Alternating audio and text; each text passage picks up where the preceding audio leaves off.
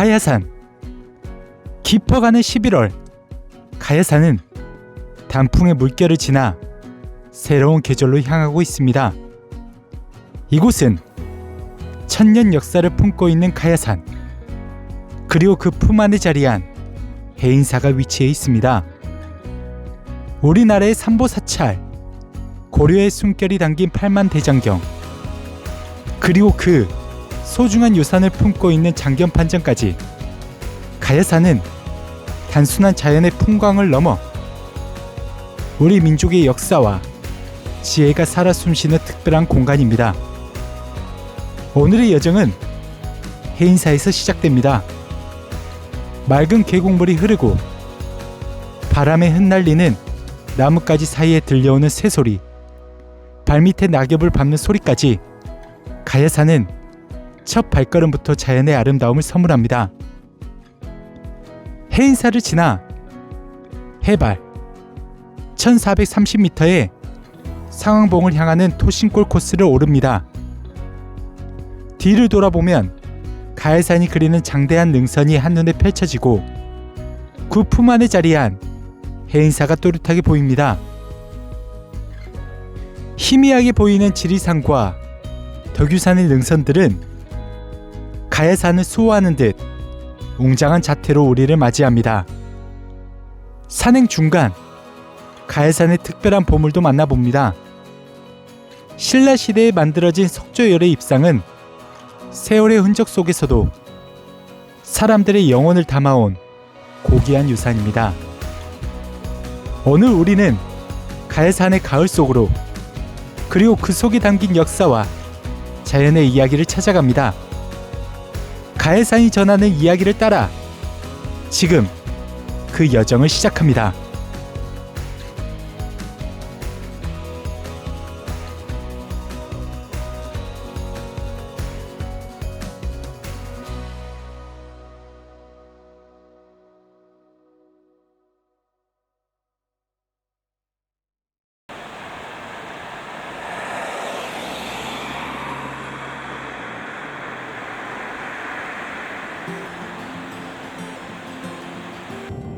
상쾌한 아침입니다. 깊은 산세와 맑은 공기가 가득한 이곳의 아침은 특별한 시작을 선사합니다. 박물관으로 이동 중 잠시 들른 곳은 길상암입니다. 짧은 정차지만 가야산의 깊이를 느끼기에 부족함 없는 장소입니다. 웅장한 불상이 산사의 고즈넉함을 지켜주고 가을빛으로 물든 단풍잎이 그 풍경을 한층 더 아름답게 색채합니다. 홍유동 계곡에서 들려오는 물소리는 마치 이곳의 모든 풍경을 조용히 노래하듯 귓가에 스며들고, 그 사이로 흐르는 부드러운 바람이 산행을 준비하는 마음을 설레게 합니다.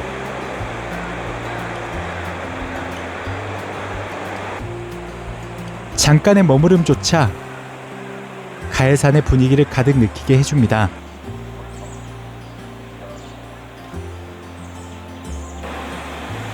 늦기 전에 뉘우치고 부모에게 도도하라. 성보박물관에 도착했습니다. 산행 준비를 마치고 본격 가야산의 산행을 시작합니다. 해인사로 향하는 길, 시원한 계곡물 소리가 우리를 반기며 아름다운 단풍길이 우리를 환영한 듯합니다. 가벼운 발걸음으로 해인사로 향해 봅니다. 단풍길을 따라 1km 내를 걸어 올라오니 가야산 자락에 자리 잡은 천년의 고찰 해인사에 도착했습니다. 이 길을 볼 때 허망함을 여의고 바른 길로 깨달은 사람은 아무나도 가까이 가지 못한다. 대한민국 경상남도 합천군, 아름다운 가야산의 중턱에 자리 잡은 천년의 고찰 해인사의 이름의 유래는 아름답고도 신비로운 전설이 깃들어 있습니다. 옛날 착하게 살던 한 노인이 있었습니다.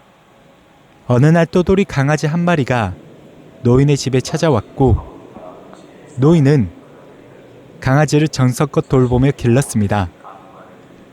그러나 그 강아지는 단순한 동물이 아니었습니다. 그녀는 잘못을 저질러 속죄하던 용왕의 딸이었습니다. 속죄의 시간이 끝나자 본래의 모습으로 돌아갔습니다. 그리곤 자신을 보살펴준 노인에게 감사의 마음을 전하며 용궁으로 돌아갔습니다. 용왕의 딸은 아버지에게 간청해 특별한 선물을 마련했습니다. 그것은 바로 해인 도장, 소원을 이루어주는 마법의 도장이었습니다. 이 도장을 자신의 욕심을 위해 쓰지 않았습니다. 오히려 세상을 이롭게 하기 위해 그 힘을 사용하기로 결심합니다. 노인은 도장을 사용해 사찰을 세우는 데 필요한 비용을 마련했고 마침내 가야산 중턱에 절을 세웠습니다. 해인사는 용왕의 딸과 도장의 전설을 기리며 바다해와 도장인을 합쳐 해인사라는 이름이 지어졌습니다.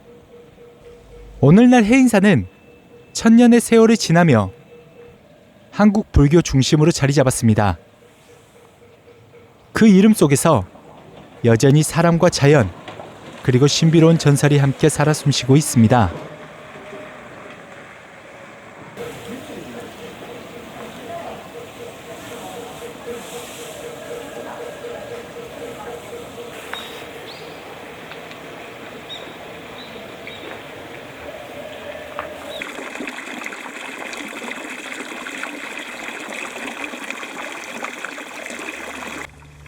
해인사는 오랜 역사와 더불어 불교의 귀한 보물을 간직한 법보 사찰로 널리 알려져 있습니다.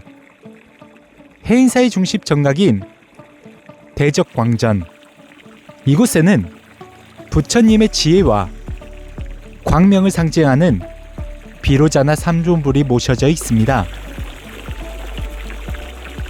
해인사는 대한불교 조기종 제12교구 본사로서 약 150여 개의 소속 사찰을 관장하며 우리나라 불교 중심 역할을 하고 있습니다. 해인사가 법보사찰로 불리는 가장 큰 이유는 바로 고려대장경, 흔히 팔만대장경으로 불리는 귀한 유산을 품고 있기 때문입니다.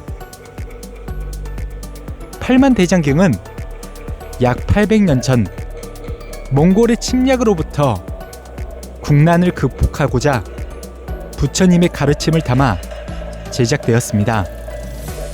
경전 하나하나가 나무판에 정교히 새겨졌으며 불교의 경전, 계율, 논설을 집대성한 방대한 목판 인쇄본입니다. 경, 율, 논의 3장을 포괄한 대장경은 석가모니의 가르침을 온전히 담아낸 불교의 총서라 할 수 있습니다. 이 경판을 새긴 계기는 몽골 침략으로 초조대장경이 소실되었던 13세기 초 고려 고종은 침략을 막고자 불교의 힘을 빌리기로 결심했습니다. 국가적 차원에서 대장 도감이라는 기구를 설치했고 경삼 남해에 이 엄청난 사업이 시작되었습니다. 팔만대장경의 제작은 약 12년의 시간이 걸렸습니다. 사업을 이끈 수기대사는 초조대장경을 참고해 기존의 오류를 수정하고 완벽한 내용을 담아냈습니다. 그 결과 8만 개가 넘는 이 목판에는 단 하나의 오자도 없이 정교한 글자들이 새겨졌습니다. 오늘날까지 이어진 경판의 보존 상태는 놀라울 정도로 완벽하며 이 팔만대장경은 잃어버린 송나라와 거란의 대장경 내용을 복원할 수 있는 유일한 자료로 세계적으로도 그 가치를 인정받고 있습니다. 특히 2007년에는 유네스코 세계기록유산으로 등재되며 그 명성은 한층 높아졌습니다. 그리고 이 모든 경판은 해인사의 장경판전에 보관되어 있습니다. 특유의 통풍 구조와 과학적인 설계는 1000년 가까운 세월 동안 경판을 완벽하게 보존할 수 있었던 비결입니다. 장경판전은 오랜 역사 속 조상들의 지혜에 감탄하게 됩니다. 장경판전 또한 세계문화유산에 지정되었으며 우리나라 국보로서 보호되고 있는 문화재입니다.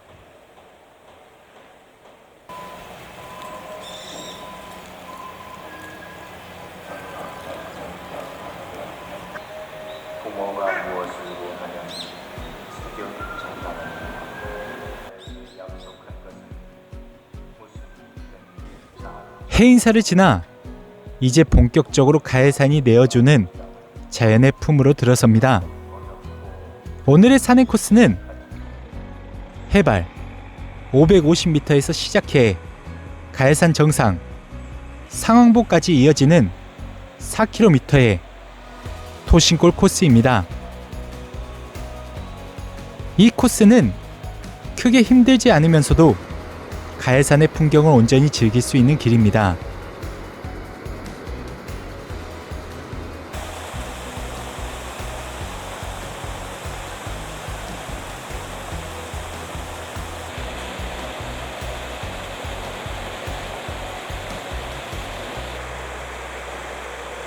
처음 우리를 맞이하는 것은 가해산에 투명하게 흐르는 계곡물, 잔잔히 들리는 물소리와 새소리, 그리고 낙엽을 밟는 사각거림이 더해져 자연이 선사하는 음악처럼 느껴지는 산행의 초입입니다. 잠깐 멈춰서 귀를 기울이고 가해산의 느낌을 느껴봅니다.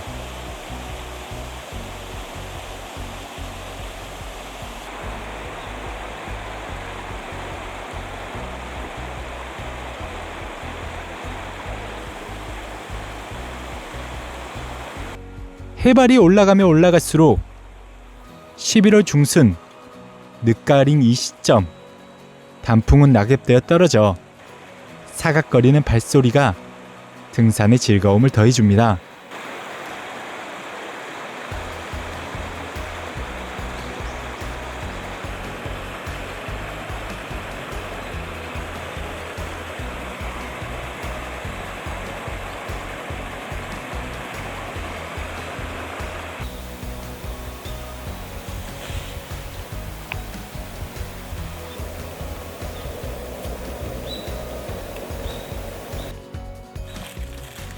걷다 보면 가해산 정상 상항보까지 약 500m 남은 지점에 이르릅니다.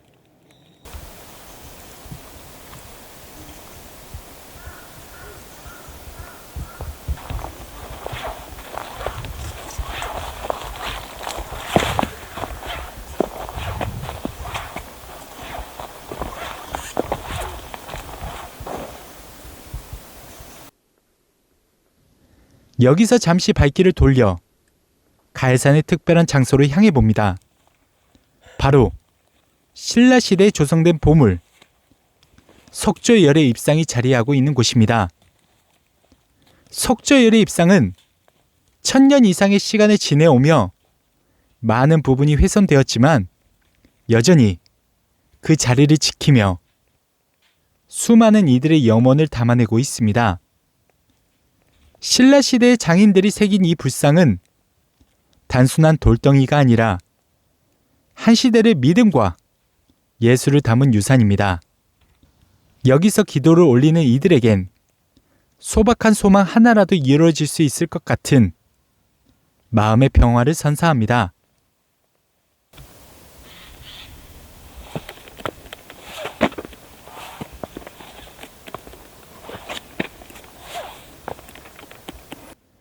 발걸음을 멈추고 잠시 숨을 고르며 이 풍경에 젖어듭니다. 해인사, 1000년의 시간을 품은 사찰은 가해산의 너른 품 안에 또렷이 자리하고 있습니다. 주변으로 이어지는 능선들은 마치 가야산이 해인사를 보호하려는 듯 부드럽고 강인한 곡선을 그리며 펼쳐져 있습니다. 가야산 능선 너머로 눈길을 돌리면 거대한 산맥의 실루엣이 희미하게 모습을 드러냅니다. 그 실루엣은 바로 지리산과 도규산입니다. 멀리서도 그 위용이 느껴지는 거대한 자태는 마치 산맥의 왕들이 마주보고 있는 듯한 풍경을 자아냅니다. 반대편으로 시선을 돌리니 구름바다 속에 잠긴 가야산의 또 다른 모습이 펼쳐집니다. 운해가 산 허리를 감싸며 부드럽게 흐르는 모습은 감탄을 자아냅니다.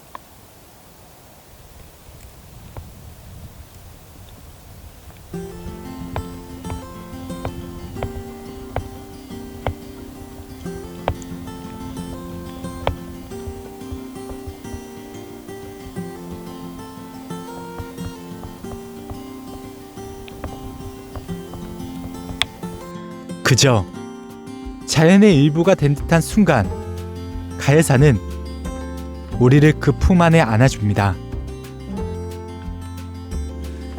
이 풍경에 마음이 가벼워지고 기대감으로 발걸음이 더 빨라집니다.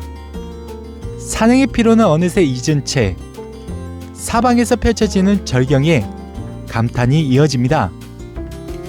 앞에서도 옆에서도 그리고 뒤에서도 새로운 풍경이 펼쳐지는 길. 가야산은 단순한 산이 아닌 걸음마다 새로운 이야기를 들려주는 자연의 도서관입니다.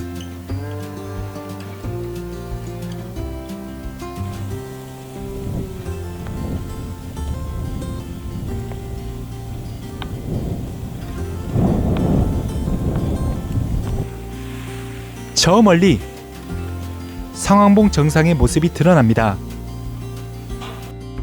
이 정상에 다다르니 여기에서 가야산은 또 하나의 매력을 드러냅니다. 바람과 시간의 종합부처럼 생긴 독특한 암석들이 자리하고 있습니다.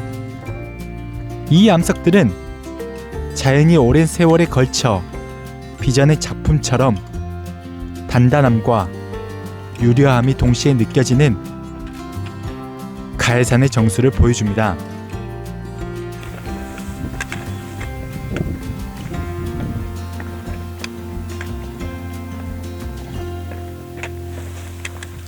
일반 단가 뭐 조금 다른 거야 이게. 됐어 이제. 됐죠? 드디어 여기 가야산의 정점에 서 있습니다.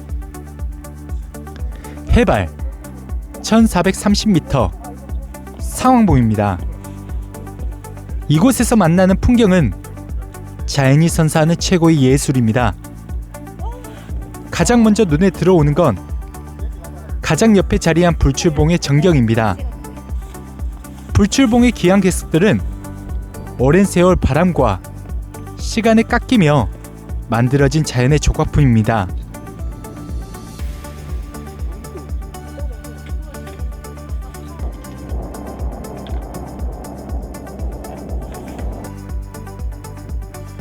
그 주위를 둘러보면 가야산의 독특한 능선들이 모습을 드러냅니다.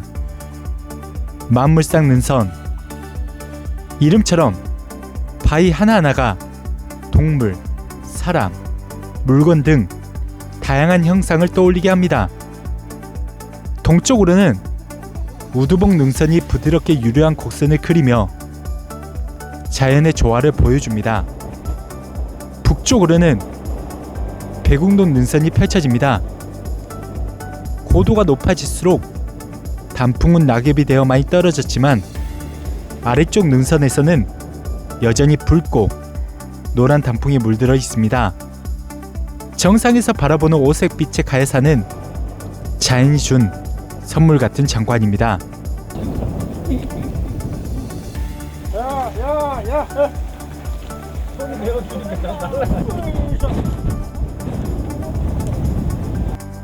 그 뒤로는 가야산을 둘러싼 웅장한 지리산과 도규산 능선이 모습을 드러냅니다. 멀리서도 그 위용이 느껴지는 이 거대한 산맥들은 마치 가야산의 수호신처럼 그 곁을 든든히 지키고 있습니다. 이 광경은 장엄함 그 자체입니다. 오늘 우리는 가야산의 품 안에서 역사를 만나고 자연의 위대함을 느꼈습니다. 천년의 시간을 간직한 해인사 팔만대장경과 장견판전이 전하는 조상들의 지혜와 이 정신은 단순한 문화재를 넘어 우리의 유산으로 다가옵니다. 늦가을의 가야산은 그 색채만으로도 충분히 마음을 채워줍니다.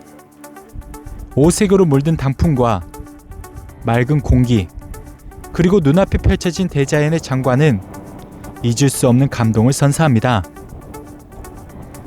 여러분도 시간을 내어 이곳 가야산을 방문해 보시길 추천드립니다.